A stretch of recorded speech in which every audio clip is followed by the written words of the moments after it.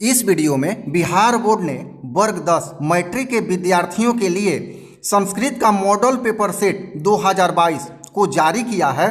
उसके सभी 100 ऑब्जेक्टिव प्रश्नों का हल विस्तार से समझने वाले हैं और यहाँ पे सभी प्रश्नों का लगातार समझाकर उत्तर दिया जाएगा। आप यहाँ सब्जेक्ट कोड अवश्य देख लेंगे कि यह 105 और 205 ही हो, क्योंकि बिहार बोर्ड परीक्षा के लिए जो रूटीन निकला हुआ है उसमें संस्कृत का जो अनिवार्य पेपर कोड है 105 और 205 ही है।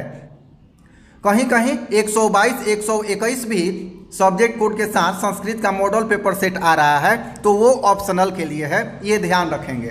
तो आइए चलिए यहाँ प्रारंभ करते हैं ऑब्जेक्टिव का पहला प्रश्न। पहला प्रश्न है विद्याधिगमाय में किन वर्णों की संधि हुई है। तो यहाँ स्पष्ट है कि विद्या जोड़ अधिगमाय, तो आ और अ यहाँ पे मिल रहा है, तो यहाँ सही विकल्प हो जाएगा आपका ए, आ और अ का मेल हो रहा है।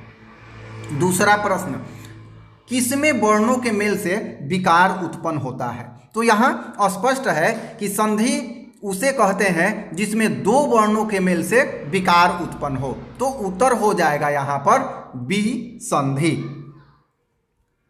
तीसरा नंबर प्रश्न, संस्कृत लेखिका का विग्रह क्या होगा।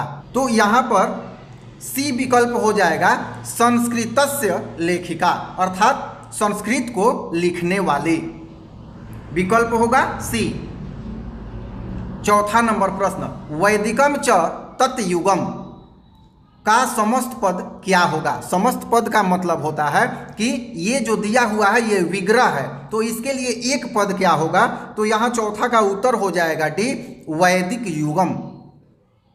पांचवा नंबर प्रश्न, संस्कृत में कितने कारक हैं। तो यहाँ पे संस्कृत में लिखेंगे 8 कारक हैं, एक संबोधन यहाँ बढ़ जाता है, तो विकल्प होगा बी, 8। छठा नंबर प्रश्न, सप्तमी विभक्ति के अर्थ में किस कारक का प्रयोग होता है। तो यहाँ पे छठा का सही उत्तर हो जाएगा अधिकरण, अर्थात में पर, उत्तर हो जाएगा बी।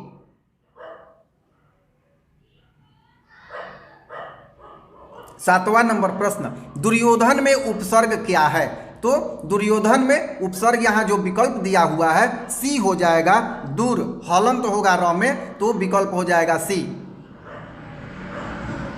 आठवां नंबर प्रश्न, बालय पद का मूल रूप क्या है। तो मूल रूप क्या है, यहाँ पे आठवां का उत्तर हो जाएगा बी, बाला। 9 नंबर प्रश्न, दात्री शब्द के प्रथमा विभक्ति एक वचन का रूप कौन सा है। तो प्रथमा विभक्ति एक वचन करना है, 9 का ए हो जाएगा दाता। 10 नंबर प्रश्न, चर किस लकार का रूप है। तो यहाँ पे 10 का सही उत्तर हो जाएगा बी, लोट, अर्थात अनुज्ञा। 11 नंबर प्रश्न, द्रक्षति किस धातु का रूप है, अर्थात मूल धातु बतलाना है। तो यहाँ पे विकल्प हो जाएगा ए, दृश्य। द्रक्षति जो है इसका मूल रूप दृश्य है। 12 नंबर प्रश्न, कंपमानम पद में कौन सा प्रत्यय है। बड़ा ही महत्वपूर्ण प्रश्न है, इसका विकल्प हो जाएगा ए, सानच। जैसे कंपमानम, शिवमानम, ये सब जो मानम लगा होता है तो याद रखिएगा ऐसे सानच प्रत्यय से बनते हैं। 13 नंबर प्रश्न, भू जोड़ कत्वा से कौन सा अव्यय बनेगा। तो 13 का सही उत्तर हो जाएगा बी, भूतवा। 14 नंबर प्रश्न, धार्मिकम में कौन सा तद्धित प्रत्यय है। तो यहाँ पे तद्धित और कृदंत दो तरह के प्रत्यय होते हैं, यहाँ तद्धित पूछ रहा है, तो 14 का ए हो जाएगा ठक। 15 नंबर प्रश्न, अज का स्त्रीलिंग रूप क्या है। अज का हिंदी अर्थ होता है बकरा और यहाँ हो जाएगा अजा, अर्थात बकरी, तो 15 का ए सही उत्तर हो जाएगा अजा। 16 नंबर प्रश्न, यथा नद्य सेंदमाना समुद्रे ... अर्थात खाली स्थान है, मंत्र किस उपनिषद से संकलित है। का सही उत्तर हो जाएगा यहाँ सी, मुंडकोपनिषद। 17 नंबर प्रश्न, अनृतम पद का पर्याय निम्न में से कौन सा है। तो अनृतम का मतलब होता है झूठ, तो यहाँ पे विकल्प हो जाएगा ए असत्यम। 18 नंबर प्रश्न, वेदाहमितम खाली स्थान महानतम, इस पदांश के रिक्त स्थान में कौन सा पद होगा? तो 18 का सही उत्तर हो जाएगा बी पुरुषम। 19 नंबर प्रश्न, सरस्वती कुल गृहम किसे कहा गया है? तो 19 का सही उत्तर हो जाएगा सी पाटलिपुत्र। 20 नंबर प्रश्न, मध्यकाल में पाटलिपुत्र किस नाम से प्रसिद्ध हुआ? तो 20 का सही उत्तर हो जाएगा डी अजीमाबाद, क्योंकि मुगल बादशाह औरंगजेब ने अपने पुत्र अजीम के नाम पर इस शहर का नाम अजीमाबाद रखा। 21 नंबर प्रश्न, पतन शब्द से बना पाटलिपुत्र का अन्य नाम कौन सा है? तो पतन से पतना अर्थात पटना, बी यहाँ सही उत्तर होगा, पटना बना है। 22 नंबर प्रश्न, पाटलिपुत्र का वैभव किसके शासनकाल में अत्यंत समृद्ध था? तो यहाँ सभी जानते हैं 22 का सही उत्तर हो जाएगा ए चंद्रगुप्त मौर्य। 23 नंबर प्रश्न, आलस कथा पाठ में किस दोष का निरूपण किया गया है? तो 23 का सही उत्तर हो जाएगा ए आलस्य का। इसमें 4 आलसियों की कहानी दी गई है। 24 नंबर प्रश्न, सजातीनाम खाली स्थान दृष्टवा के न धावंती जंतवः, तो यहाँ पे ये 24 का सही उत्तर हो जाएगा सुखम। सजातीनाम सुखम दृष्टवा के न धावंती जंतवः, यह आलस कथा से संबंधित उक्ति है। 25 नंबर प्रश्न, जलती हुई अलसशाला में चारों आलसी क्या कर रहे थे? तो 25 का सही उत्तर हो जाएगा सी परस्परालाप कर रहे थे, मतलब परस्पर आपस में आलाप कर रहे थे। 26 नंबर प्रश्न, तुष्णी कथम न तिष्ठत किसका कथन है? तो 26 का सही उत्तर हो जाएगा सी चौथे आलसी का। 27 नंबर प्रश्न, दर्शन शास्त्र में किसकी रुचि थी? तो 27 का उत्तर हो जाएगा बी मैत्रेयी का।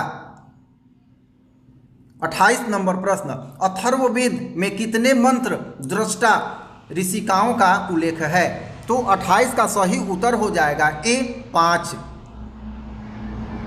29 नंबर प्रश्न, निम्नलिखित में गंगा देवी की रचना कौन सी है? तो 29 का सही उत्तर हो जाएगा बी मधुरा विजयम। 30 नंबर प्रश्न, कंपन राय की रानी का नाम क्या था? तो यहाँ पे 30 का सही उत्तर हो जाएगा सी गंगा देवी। 31 नंबर प्रश्न, सूर्या पद में कौन सा स्त्री प्रत्यय है? 31 का सही उत्तर हो जाएगा ए टाप। 32 नंबर प्रश्न, किम जोड़ तलिस से कौन सा अव्यय बनेगा? 32 का सही उत्तर हो जाएगा बी कुतः। यह प्रश्न 2021 में भी पूछा गया है बोर्ड की परीक्षा में, तो इम्पोर्टेंट प्रश्न है। 33 नंबर प्रश्न, करणीयम पद में कौन सा प्रत्यय है? 33 का सही उत्तर हो जाएगा सी अनियर। 34 नंबर प्रश्न, धाव धातु के विधिलिंग लकार प्रथम पुरुष एक वचन का रूप कौन सा होता है? विधिलिंग अर्थात चाहिए अर्थ में। तो 34 का सही उत्तर हो जाएगा डी धावेत। 35 नंबर प्रश्न, भूपति शब्द का रूप किसके समान चलेगा? तो 35 का सही उत्तर हो जाएगा दिए गए शब्दों में डी जो है मुनि, इसी पर भूपति शब्द का रूप चलेगा। 36 नंबर प्रश्न, किस पद में अधि उपसर्ग नहीं है? देखिए उपसर्ग का मतलब प्रीफिक्स जो पहले लगे, तो यहाँ चारों में से किस में अधि नहीं है? अधि जोड़ अयन, अधि जोड़ यक्षा, अधि जोड़ गमन, तो यहाँ पर ए बी सी सब में यदि संधि कर दें तो अधि आएगा पहले। केवल डी ऐसा है जिसमें अ आ रहा है, तो इसका 36 का उत्तर हो जाएगा डी अधर्म। 37 नंबर प्रश्न, धिक अव्यय के युग में कौन सी विभक्ति होती है? तो एक मूल मंत्र याद रखिएगा, अव्यय योगे द्वितीया, अर्थात कोई भी अव्यय आए तो प्रायः सामान्य रूप से द्वितीया विभक्ति होती है। तो 37 का विकल्प हो जाएगा यहाँ दिए गए में से बी, द्वितीया। 38 नंबर प्रश्न, कविषु कालिदास श्रेष्ठ वाक्य में कविषु पद में किस सूत्र से सप्तमी विभक्ति हुई है? तो 38 का सही उत्तर हो जाएगा बी, सप्तम्य अधिकरणे, अर्थात अधिकरण में सप्तमी विभक्ति होती है।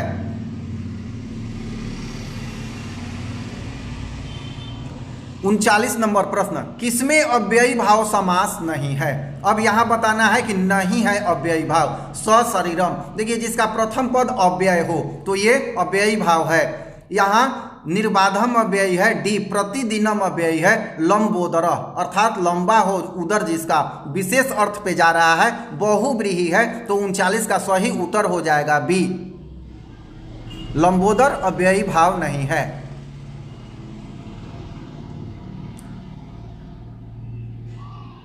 40 नंबर प्रश्न, किसमें विग्रह होता है? तो 40 का उत्तर हो जाएगा दिए गए में से ए, समास का विग्रह किया जाता है। 41 नंबर प्रश्न, पाठे अस्मिन किस संधि का उदाहरण है? 41 का उत्तर हो जाएगा यहाँ पर डी, विसर्ग संधि। पाठः जोड़ अस्मिन, तो यहाँ विसर्ग संधि हो रहा है। 42 नंबर प्रश्न, गति जोड़ इति की संधि क्या होगी? तो 42 का सही उत्तर हो जाएगा ए, गतिति।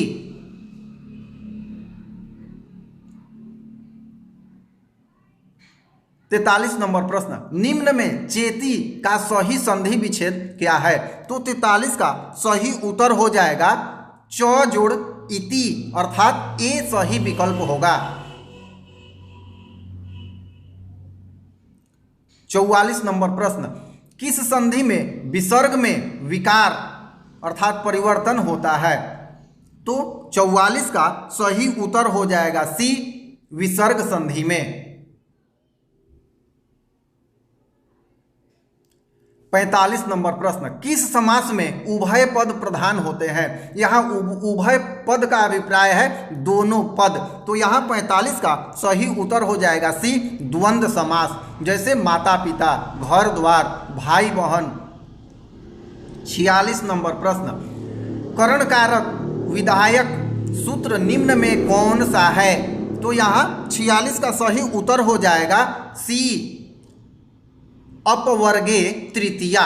यहाँ पे तृतीया अर्थात करण कारक होता है। 47 नंबर प्रश्न, भारत महिमा पाठ कहाँ से उद्गृत है? तो 47 का सही उत्तर हो जाएगा बी, पुराण से। 48 नंबर प्रश्न, आपगा का अर्थ है? तो 48 का सही उत्तर हो जाएगा बी, नदी। आपगा का अर्थ नदी होता है। 49 नंबर प्रश्न, धर्म जाति प्रभेदय इह खाली स्थान वहंतः वसंती, रिक्त स्थान को उचित पद से भरें। तो 49 का उत्तर हो जाएगा यहाँ डी, वैरभावम। 50 नंबर प्रश्न, केशांतर संस्कार किस संस्कार के अंतर्गत है? तो 50 का यहाँ सही उत्तर हो जाएगा ए, जन्म पूर्व। तो इस वीडियो में यही 50 प्रश्न अभी रखे जा रहे हैं, क्योंकि वीडियो का लेंथ काफ़ी अधिक हो जाएगा। विशेष आपके कमेंट के अनुसार अगला 51 से 100 प्रश्नों तक का अगले भाग में उत्तर दिया जाएगा। आपके कमेंट का इंतजार रहेगा। अच्छा लगा हो तो सब्सक्राइब जरूर कीजिएगा, लाइक भी कीजिएगा और अपना बहुमूल्य सुझाव भी दीजिएगा। धन्यवाद।